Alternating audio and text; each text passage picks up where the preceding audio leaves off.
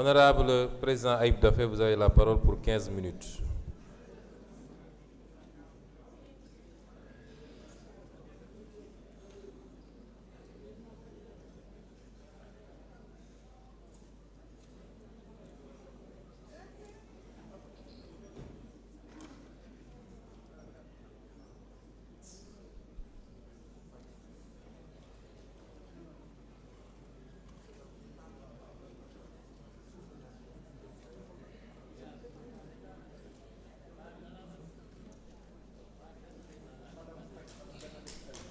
Merci beaucoup, Monsieur le Président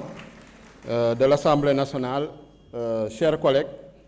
Monsieur le ministre de la Justice, garde des Sceaux, Monsieur le ministre chargé des relations avec les institutions, Sénégalais yi ñuy suivre, citoyens yi ñoo ngi leen di nuyu di leen sant di ñëw di wax ci proposition de loi constitutionnelle bi nga xam ne man maa ko porté ak sama collègue Abdoulaye Tall,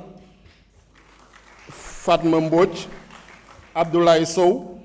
Awa Sonko, Anne-Marie Yacine Tine, groupe parlementaire Pastef les Patriotes bi yépp ànd seeg ñun di wax ci lan nañuy réviser lu ñuy réviser mooy constitution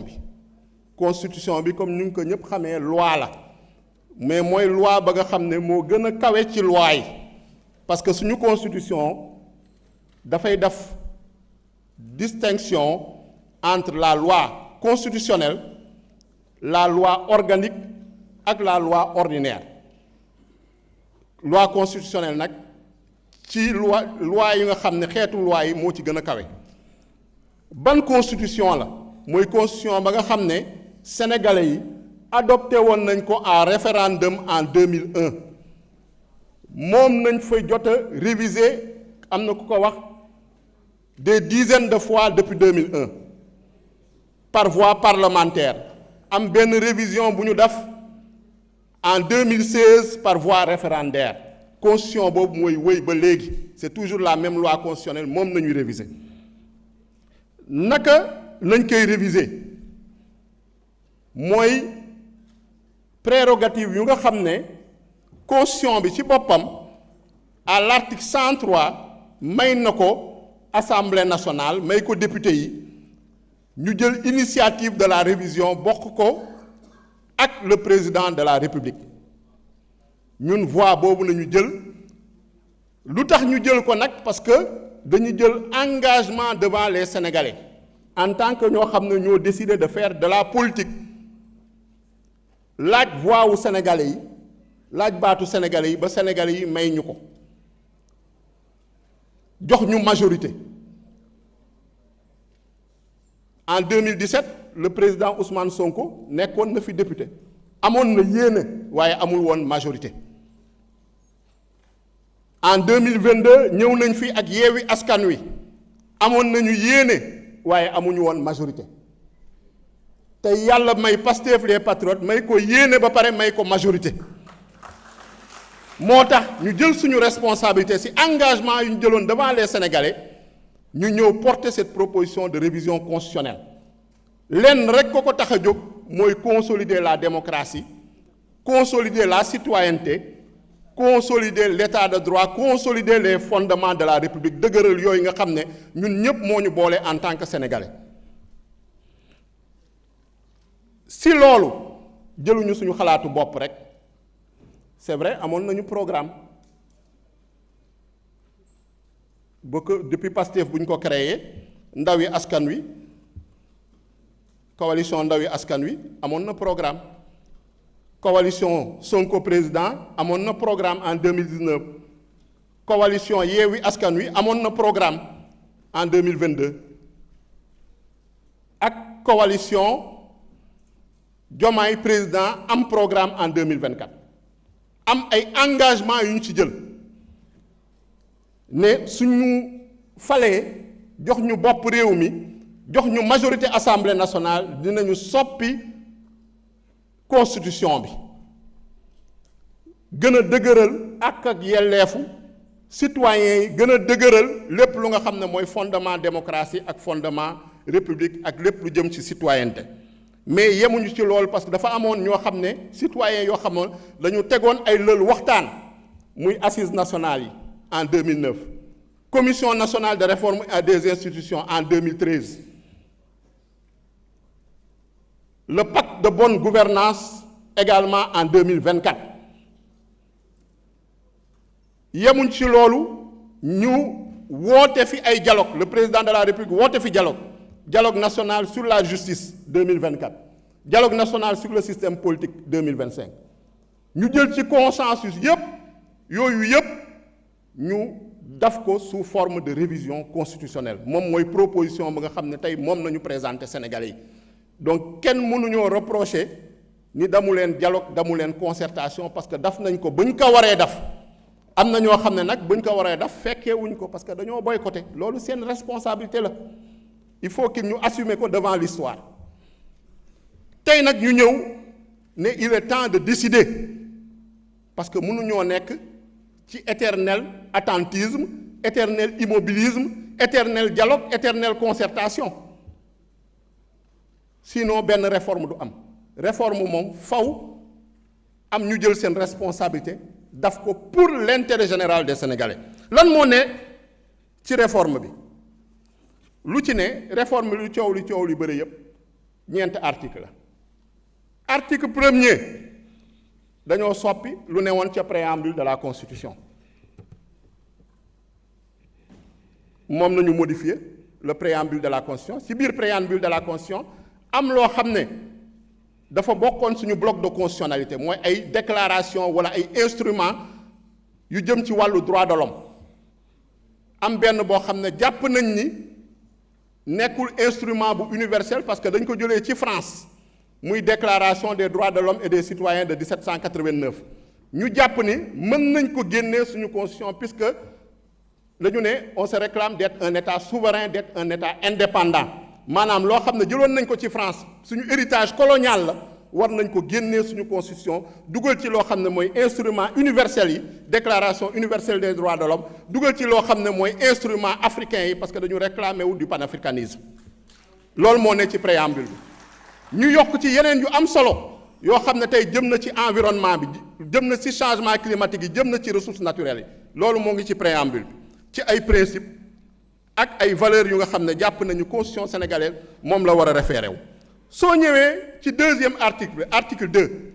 article boobu moo modifié lu bëri ci constitution bi temps bi du mayuma ma delluwaat ci lépp mais lu ci ëpp solo mun nañ ne ci parti politique yi lan moo war a nekk seen rôle dañu war a œuvrer non seulement à l'expression du suffrage des Sénégalais à la formation des citoyens mais surtout lu ñu ci yokk œuvrer également à la cohésion nationale loolu yokk nañ ko ci article 4 parti politique yi yemale nag parti yëpp ne parti politique majorité beeg opposition bi ñëpp a bokk ak ay àq ak ay yelleef article 8 droits et libertés ñu yokk ci droit à l'inclusion numérique maanaam connexion bi ñëpp mën see jot loolu dañ ko yokk ci droit yi yu nga xam ne moo ngi woon ci article 8 yi article 17 wax nañ ko ñu leeral ni le mariage est l'union entre l'homme et la femme nga xam ne c'est conforme à nos valeurs c'est conforme également à nos principes c'est conforme à nos religions ñu ñëw également si article 25 ñu wax sur les ressources naturelles appartiennent au peuple mais si les ressources naturelles appartiennent au peuple ban rôle la ci Assemblée nationale war a jouer au-delà du vote de la loi du contrôle de l'action du gouvernement et de l'évaluation des politiques publiques effectivement ñu gis ni à travers les différentes lois yu ñuy voter exécutif mooy négocier les conventions avec tey les investisseurs lu jëm ci ressources naturelles mais dañu ne exécutif bi désormais vous devez informer l'Assemblée nationale de ces conventions d'investissement pour que l'Assemblée nationale puisse jouer effectivement son rôle de contrôle de l'action du gouvernement. Article 30 ak yeneen article ci biir ñu créer lu ñuy woowee un organe indépendant chargé des élections ñu annoncé ko déjà ci constitution bi parce que jàpp nañ ni waruñoo jox rek ministre de l'intérieur mu organiser élections yi dañu bëgg a jëm sur une commission électorale nationale indépendante pour élections yi dootul amati benn coow nga xam ne organe boobu day tëddee njaaxaanaay loolu nañu annoncé ci constitution bi ci article 30 ak yeneen article soo ñëwee ci l'article 36 wax nañ ci ñu ne président de la république diggante président bu ñu fal bu bees ak président bu nga xam ne moo fi nekkoon en exercice temps bu mu war a wàcc diggante boobu gafage réew mi pendant des décennies loolu ñu encadrer les pouvoirs du président de la république en période de transition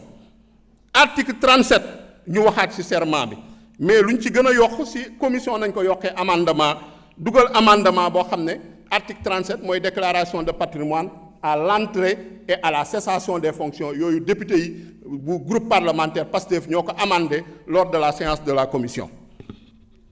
article 38 ñu ne le chef de l'État ne peut pas être chef de parti yaakaar naa ne loolu engagement boo xam ne pratiquement depuis 2019 jël nañ ko assises nationales yi en 2009 waxoon nañ ko commission nationale de réforme institution en 2013 mu nekkaat dans le programme Diomaye président ñu jëlaat ko comme engagement dugal ko ci constitution bi mu nekk nag point de consensus du dialogue national sur le système politique consensus la entre les acteurs au dialogue national sur le système politique moo tax ñu dugal ko article 42 ñu ne le président de la République veille au respect de la constitution parce que dañu jàpp ni le gardien de la constitution moom mooy cour constitutionnelle ba nga xam ne créé nañ ko dans cette nouvelle proposition de loi constitutionnelle effectivement am na loo xam ne président moo ko bëggoon exécutif moo ko bëggoon génn na ci mooy maanaam détermine la politique de la nation en concertation avec le premier ministre bu ñu yeggee commission bu ñu gisee ni am nañ ci accord de vue ak gouvernement ñu proposer un amendement génnee loolu en concertation avec le premier ministre ba léegi le président de la république détermine la politique de la nation loolu moo nekk ci constitution bi soo ñëwee à l'article 54 ñu wax loo xam ne consensus la ci dialogue bi moom nañu dugal mooy ni ku nekk ministre membre du gouvernement mënatoo nekk maire wala président de conseil départemental boolee cumul yooyu loolu dafa nekk consensus également ci dialogue bi moom nañu traduire à l'article 54 changé wuñ ci virgule soo ñëwee également à l'article 57 wax nañu ci premier ministre bi wax ni président de la république mën na ko déléguer sur un ordre du jour déterminé sur délégation express mu présider le conseil des ministres tey président de la république su tukkiwee su délégué président de premier ministre su boobaa premier ministre mun na présider le conseil des ministres loolu tam di innovation boo xam ne dugal nañ ko ci article 57 l'article 58 wax ci droit wu opposition bi à l'article 58 yokk pouvoir assemblée nationale en matière de contrôle de l'action du gouvernement ne assemblée nationale mën na déglu képp ka nga xam ne soxla na ko ci wàllum commission d'enquête wala mission d'information renforcer le contrôle de l'action du gouvernement par le biais du renforcement des prérogatives de l'Assemblée nationale su ñu ñëwee également ci article 89 moom moo wax ci cour constitutionnelle mu nekk innovation di doon loo xam ne également c'est non seulement un consensus lors du dialogue sur la justice mais également point de consensus la woon dialogue national sur le système politique moom nañu retranscrire fidèlement à l'article 89 de cette proposition de révision constitutionnelle am leneen lu bees loo xam ne tamit waxoon nañ ko ci assises sur la justice yi ne dañu war a soppi conseil supérieur de la magistrature dem vers un conseil supérieur de la justice soo leen ñëwee ci article 90 di ngeen ko gis moo ngi ci biir article 90 du loo xam ne suñu xelu bopp rek mais dañ ko waxtaanee pencoo ko ba ñu d'accord si mu nekk point de consensus ci dialogue yi ñu soog ko retranscrire dans la constitution à l'article 90 muy le conseil supérieur de la justice si lu jëm ci cour constitutionnelle si lu jëm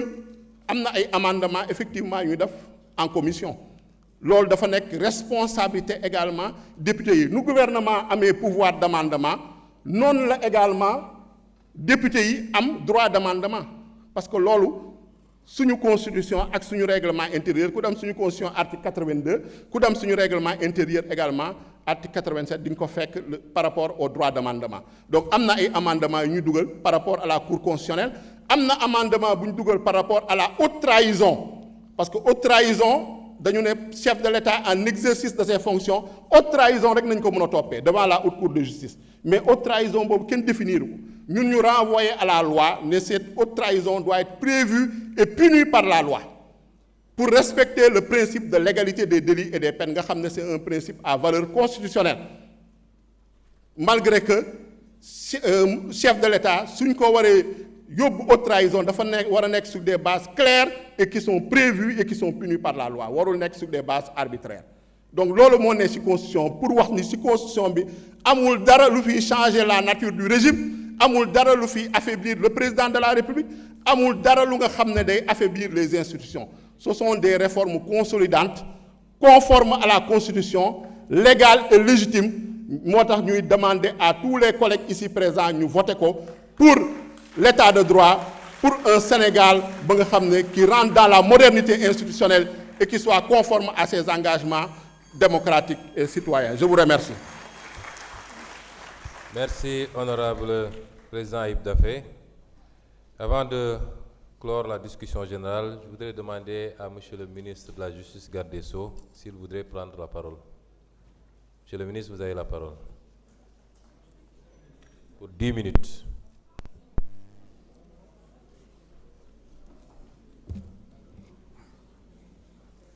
Monsieur le Président de l'Assemblée nationale,